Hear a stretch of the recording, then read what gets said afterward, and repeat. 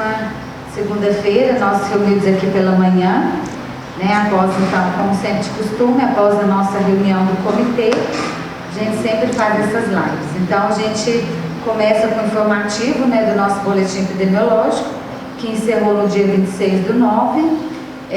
Então, até na sexta-feira, 1.109 casos positivos, 899 casos recuperados, 1.472 descartados, internados na ala clínica 4, nenhum paciente no leito de UTI, 4 óbitos suspeitos e 23 óbitos confirmados.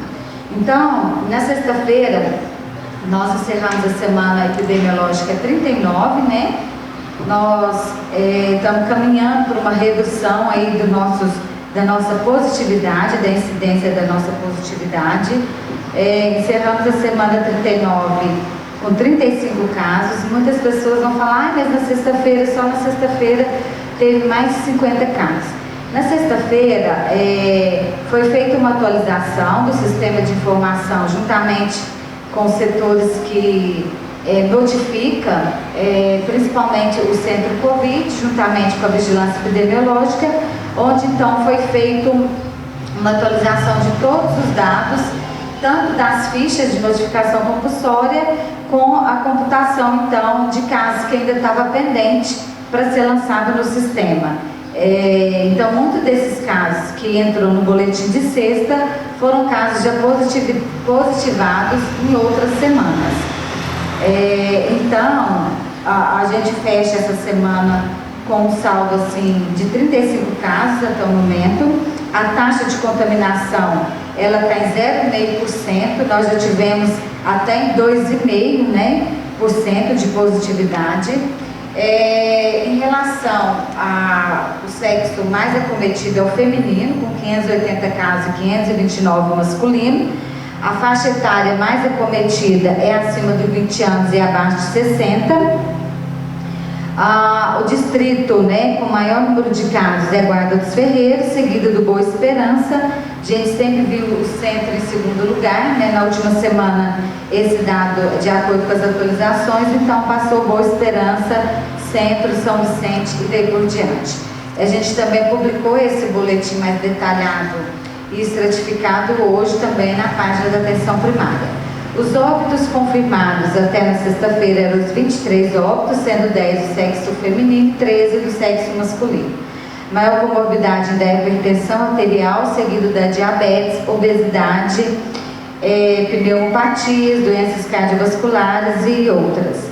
A maior ocupação desses pacientes que vieram a óbito é aposentado, seguido de donas de casa e trabalhador rural. Óbitos por semana, na semana 39 ainda fechou a positividade de um caso, né? Então, existem outros casos que ainda estão aguardando uma análise. Foram pacientes que veio a óbito pela síndrome respiratória aguda grave, porém, o exame de PCR, que é o padrão ouro para diagnóstico do Covid, tinha dado negativo, porém, então, essas análises desses exames, dessas amostras, foram encaminhadas para Belo Horizonte para a FUNED fazer uma pesquisa de outros agentes, então, patogênicos. Então, a maior parte dos óbitos é a população acima de 64 anos, né? E na semana passada também, na quarta-feira, como toda semana o Estado, ele faz uma análise das micro-regiões e da macro noroeste. Na última quarta-feira, então encerrou mais uma semana, né, de avaliação. A micro de São Gotardo, ela, então, permanece ainda na onda amarela, então, ou seja, são 2 semanas consecutivas, né, nessa onda amarela, onde vários outros serviços são flexibilizados. Então, a gente já vai passar para a 3ª semana, né, de avaliação. Então, a gente espera que permaneça ainda nessa onda amarela, e após 4 semanas na onda amarela, então, a gente pode mudar, então, para a onda verde. A macro também permanece na onda amarela.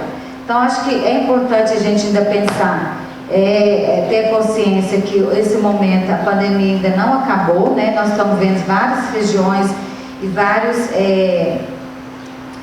países aí que estão voltando à segunda onda de contaminação. Então a gente ainda tem que ter muita cautela e muita consciência dos nossos atos, né? Para a gente manter esse controle dessa doença no município, que a gente já vivenciou situações muito complexas.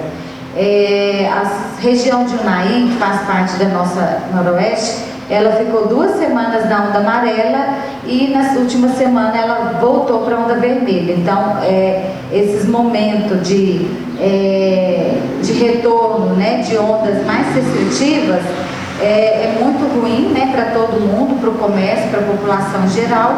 Então, por isso que a gente tem que procurar, então, manter os nossos números sempre reduzidos, para a gente, então, manter essa onda amarela e melhorar aí na classificação das ondas. O decreto para flexibilização e adesão do Minas Consciente, ele começa a entrar em vigor hoje, né, na data de hoje, e todos os protocolos, né, já estão estabelecidos no próprio programa. Então, não cabe mais o comitê ele criar protocolos. Claro que a gente, de acordo com a nossa realidade, a gente pode até ser mais restritivo do que o próprio programa, mas não ser mais flexível. Então, eram essas informações e a gente abre agora para as perguntas e questionamentos. Leandro, Rita, em relação ao próprio decreto, né, que está entrando em vigor hoje, a população pede alguns esclarecimentos sobre o funcionamento de bar, lanchonete e restaurante. Bom dia a todos.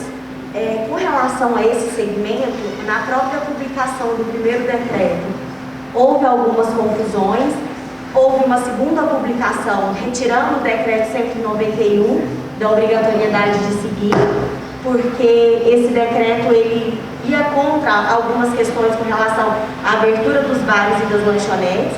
Então, na atualização foi dito que tem que seguir o protocolo do Minas Consciente somente. Então tem que seguir realmente o que está no protocolo. Lembrando que, igual a Leandra falou, nós temos que tomar muito cuidado, porque para passar para a onda verde, nós precisamos ficar 4 semanas na amarela. Mas para regredir para a onda vermelha, que tem que voltar e fechar tudo novamente, basta 1 semana. E aí, explicando como que vai ser esse consumo. Como nós estamos na onda amarela, é permitido o consumo nos bares, restaurantes e nas lanchonetes. Porém, não é permitido o entretenimento. Ou seja, não é permitido show, música ao vivo, espaço kids, nada que possa gerar aglomeração. É permitido somente a abertura para o consumo interno. As mesas, elas devem ficar com um distanciamento mínimo de 2 metros, com 4 cadeiras e priorizar a utilização da mesa pela mesma família. Algumas outras questões que tem no Minas Consciente não pode ter degustação, nem galeteiros, saleiros, isso tudo tem que ser descartável. Com relação ao self-service para os restaurantes, o self-service ele continua proibido, ele não existe a recomendação do uso de luvas, nada disso. O self-service ele continua proibido. Aí o que o Minas Consciente traz é que para aqueles restaurantes que trabalham com essa opção, ter um funcionário para poder servir para o cliente, tá? É isso que o protocolo traz. Outra coisa que ele traz é a questão dos descartáveis, para a questão dos copos. Os copos utilizados, tanto por funcionário quanto por clientes, tem que ser descartável. As outras recomendações mais para os restaurantes é de seguir as recomendações de boas práticas que eles já seguem, que é a RDC 216. E não tem mais nada assim tão específico para os restaurantes. É só a questão do cuidado mesmo, do distanciamento, do uso do álcool em gel, da limpeza constante, principalmente para os bares, do banheiro. E no mais, para esse segmento é isso. A Cristiane agora. A população quer saber em relação à comissão de gerenciamento da pandemia, né? No caso, a Secretaria de Educação poder dar alguns esclarecimentos. Oi, bom dia. Sim, foi instituída uma comissão de gerenciamento da pandemia no dia 25 de setembro agora.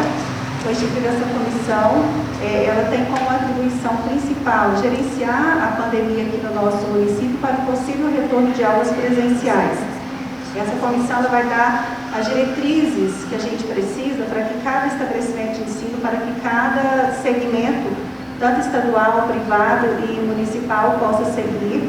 A Secretaria de Estado de Educação que pode disponibilizar amanhã um protocolo a ser seguido por esses segmentos. Será um protocolo modelo a ser seguido, porém, cada escola, cada segmento vai ter também os seus próprios protocolos a serem seguidos, as suas próprias estratégias a serem seguidas dentro dos estabelecimentos. As particulares seguem algumas orientações dos seus sindicatos, a Secretaria de Estado segue na íntegra o Estado, e nós, municípios, vamos seguir também esses mesmos protocolos da Secretaria de Estado, porém com estratégias específicas do nosso município. E essa comissão, ela tem essa finalidade de estar gerenciando essas questões da pandemia aqui no nosso município, vendo quais as melhores estratégias a serem seguidas aqui dentro.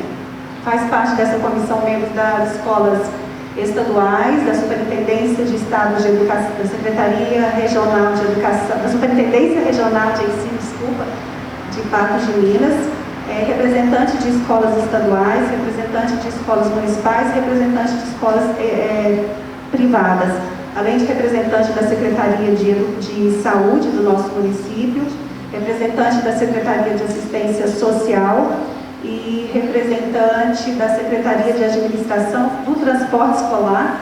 Então, assim, são vários segmentos, né, justamente os segmentos que precisam estar envolvidos nessas diretrizes que precisam ser seguidas. Bom dia, Cristiane, pessoal da comissão.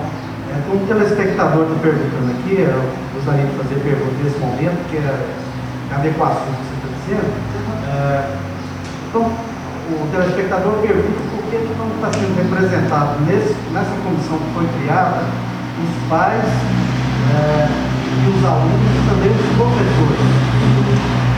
Certo. É porque essa comissão, nesse momento, os pais vão ter a participação, né? Eles são principais nesse processo todo de decisão de retomada das aulas. Não nessa comissão, tá? Nessa comissão, essa parte de gerenciamento,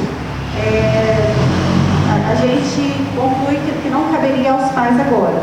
Porém, haverá uma consulta pública, nessa semana ainda nós vamos disponibilizar nos grupos de sala das escolas, uma consulta onde o pai vai se manifestar se ele é a favor do retorno ou se ele não é a favor do retorno. Aí, a partir desse momento,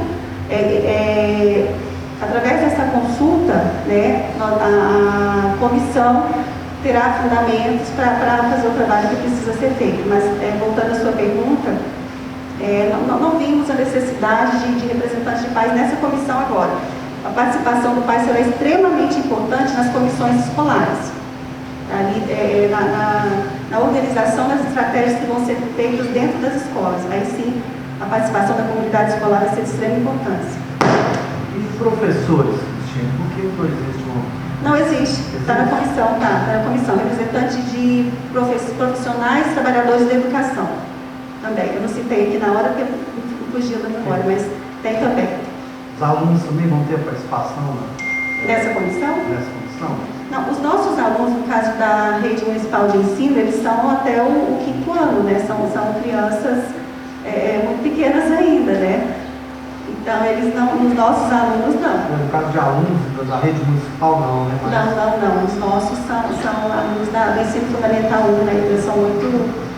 Eles não... Tem os alunos da EJA, né? Da educação de jovens e adultos, mas como eu disse, assim, né? Nesse momento, nessa comissão agora, não é ainda um momento para esse público estar participando, né? Primeiro, a gente precisa definir nessa comissão, é seguro, temos protocolos suficientes para o retorno, temos condições favoráveis para esse retorno, sim ou não. Agora vamos ouvir a comunidade escolar, você quer sim voltar ou você não quer voltar? Você considera seguro o retorno do seu filho? Tá? Cristiane, a gente percebeu logo que se falou sobre a formação desse comitê, os protocolos que vão ser observados são muito severos e parecem muito onerosos também para o município. Eu gostaria que você falasse nesse sentido, por exemplo, prever roupas especiais, medição de temperatura de todos os alunos que entrarem dentro de sala de aula. Como vai funcionar? Se bem que você está dizendo que o Estado vai soltar agora um protocolo amanhã, com essas regras bem definidas, é isso? Ou é esse comitê que vai definir esse tipo de regra? Por enquanto, a gente está observando alguns protocolos que foram disponibilizados, tanto no Minas Consciente quanto no Undime, que é a União dos Dirigentes Municipais de Educação. Protocolos que o MEC também soltou para as instituições federais. A gente vinha observando esses protocolos, deu para dar mais ou menos um norte do que era básico, do que seria o básico para o retorno. Né? Realmente não será fácil você organizar toda uma estrutura de uma escola pública. A particular eu vejo uma condição mais favorável para isso, mas as escolas municipais é um custo extremamente alto, né? Existe um fluxo muito grande de alunos, um número muito grande, né? Se você pensar em estar escalonando alunos, que é um dos itens que tem nos protocolos que a gente observou, escalonamento de alunos. Isso aí a gente teria problema com o transporte escolar, que ele teria que estar indo e vindo várias vezes. É um custo extremamente alto, sim, que precisa ser observado, e ele também se for acontecer o retorno, eles não podem ser ignorados, né? Se dessa forma será a forma mais segura, eles precisam ser seguidos sim na íntegra. Mas eu vejo também assim que é um custo muito alto para pouco tempo de aula que a gente vai ter, né? Nós já estamos praticamente no mês de outubro. Então, assim, é pouco tempo de aula e nós não sabemos ainda até quando vai essa pandemia, né? Tudo ainda está muito incerto. O ideal é que realmente a vacina saísse até o final do ano, para que a gente pudesse trabalhar com bastante segurança e prever esses custos, né, a curto prazo, né? Fosse até o final do ano ou não. Mas é um custo realmente muito elevado que a rede pública, tanto municipal como estadual, terá que arcar, e a gente pensa assim, como, né? Como, e é preciso, mas como a gente faria isso hoje, né? É viável nesse momento, tão próximo do ano ou não? Cristiane, só para complementar, e aí de fato perguntam, existe alguma previsão, alguma expectativa de volta às aulas? Olha, previsão ainda não tem, né? A Secretaria de Estado de Educação já deixou bem claro que os municípios decidirem pela volta, né? Cabe a eles, né, os municípios decidirem, mas para que isso aconteça, o primeiro quesito é que esteja na onda verde, né? O fato da gente entrar numa onda verde na semana que vem, por exemplo, não quer dizer que nós já estamos totalmente seguros e prontos a liberar o retorno das aulas. Então é preciso assim, que se mantenha tempo para isso, e principalmente que os índices de contaminação não estejam crescentes, né? Que eles estejam ou estabilizados ou caindo cada vez mais. Então ainda não temos nenhuma segurança para falar assim, vamos ter um retorno. Não temos ainda, então ainda não há previsão para esse retorno ainda esse ano, não. Ainda nesse contexto, existe a possibilidade de retornar às escolas particulares e às municipais não? A regra é separada ou cada um segue o seu sindicato ou o Estado? Bom, também conforme as orientações da Secretaria de Estado de Educação, as escolas particulares também precisam estar na onda verde. Esse é o primeiro quesito para que elas também se pronunciem pelo retorno. E é também fundamental que o município dê essa autorização para essas escolas funcionarem também. Porque tanto a rede privada, como particular, como estadual, dependem do transporte escolar. Para a gente colocar esse transporte escolar rodando, a gente precisa de também segurança de todos esses profissionais que vão estar envolvidos. Cristiane, assim, só queria saber em termos de autonomia do município em relação a essas regras. Assim, o município pode decidir por si a volta às aulas ou ele depende de um protocolo da secretaria que está acima do município?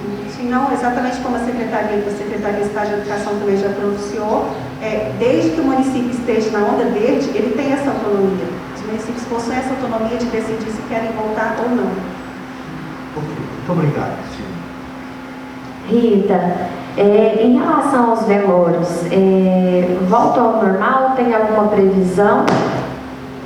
Como a própria Leandra disse no início da entrevista, o município ele aderiu ao Minas Consciente.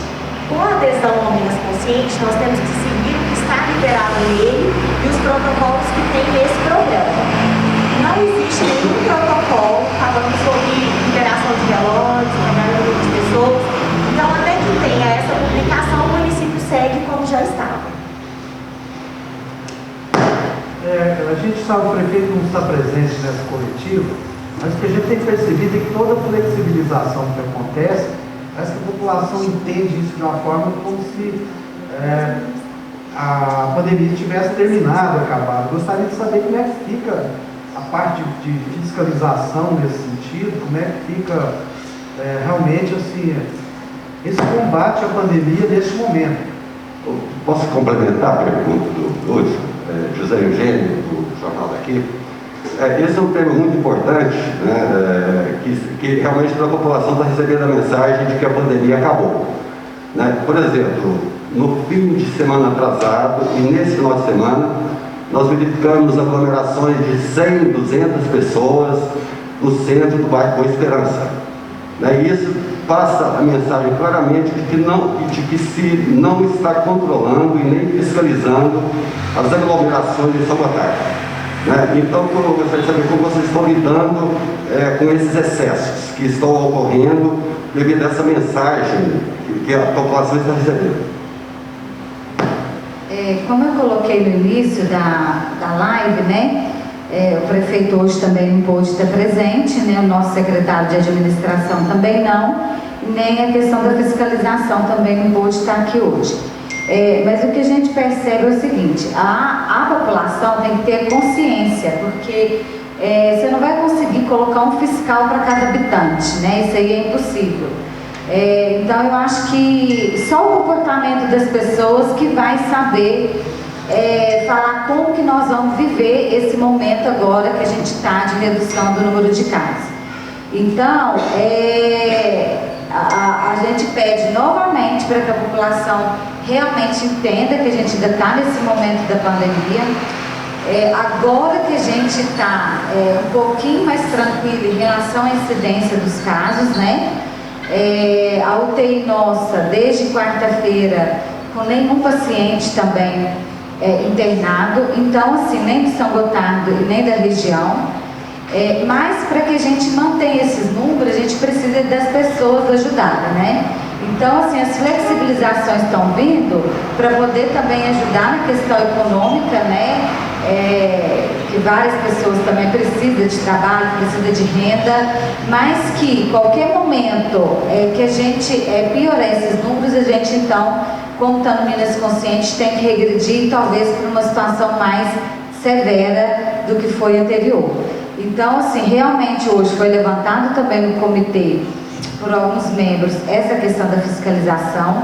A gente ficou de levar os membros que estavam aqui para o prefeito, para a gente tomar uma decisão, uma linha, né, como que a gente ainda vai fazer para manter essa questão da fiscalização, porque eu acho que ainda, agora que ela tem que talvez ser reforçada pela questão, né, que a gente está com a diminuição desses casos, então isso é importante, essa preocupação da população é importante, mas a gente então vai tomar essas medidas para que a gente se fortaleça mais nessas decisões.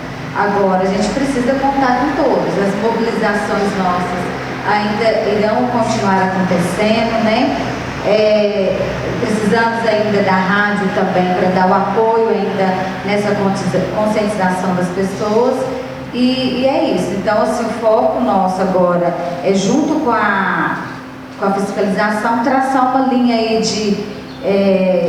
de ações para a gente poder conseguir manter esses números que hoje, para nós, em termos de assistência, eles estão diminuindo, né, a cada dia. Só para complementar, Leandro, a gente sabe que é um problema complexo e que depende até da cultura, né, das pessoas de compreender essa importância. E na ausência dessa sensibilidade, né, de grupos de pessoas, né, que se aglomeram, né, igual a gente tem observado em alguns pontos da cidade, a gente pressupõe a necessidade de medidas mais rigorosas na fiscalização, como única maneira de evitar essas aglomerações, que a gente sabe que é o maior problema que para vocês, né, e para todos os protocolos, chama-se aglomeração, né? Isso é o que mais se evita, né? E nesse sentido, se a gente observa a aglomeração de 200, 300 pessoas no mesmo local, isso é preocupante, né, na verdade.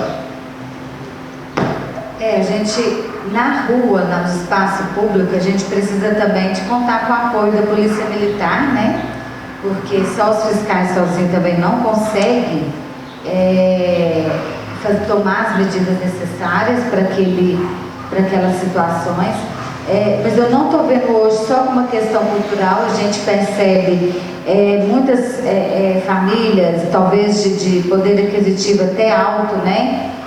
Ainda se promovendo festas e reuniões que tenha, isso não acontece só aqui, em vários outros municípios, no Brasil como todo, a gente tem acompanhado aí a mídia, né, e sempre com algumas informações, né, de festas sendo feitas por pessoas que têm um conhecimento melhor, mas que naquele momento tem uma vaidade maior, que seja, né, sei lá, enfim, então pensando no outro, né, eu acho que a gente, é muito difícil quando você tem que tomar medidas para pensar no coletivo, né, não só no individual.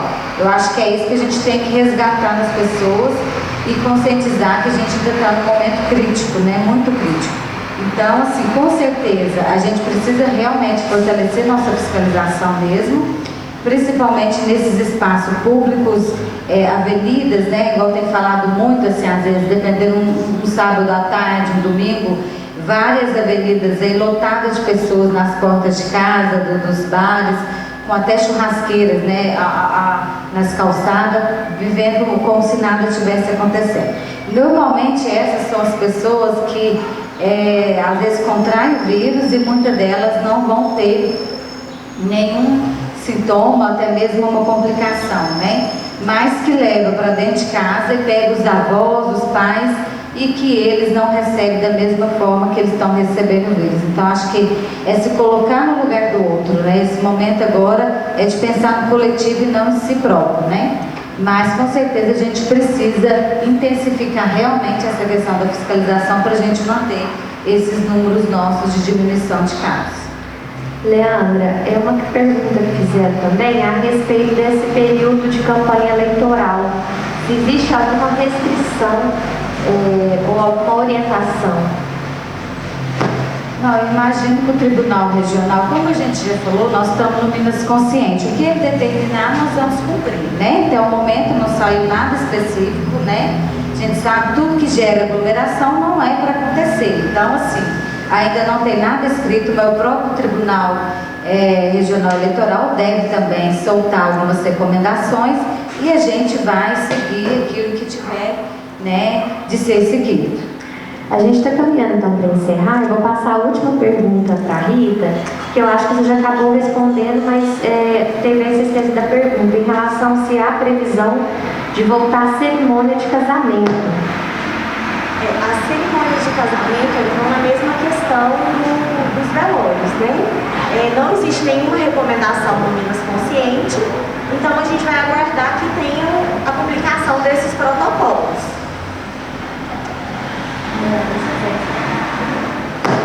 Pessoal, então vamos agradecer, né, mais uma manhã aí, reunido com todos, agradecer a imprensa pela presença e a parceria e estamos sempre à disposição. Muito obrigada e bom dia.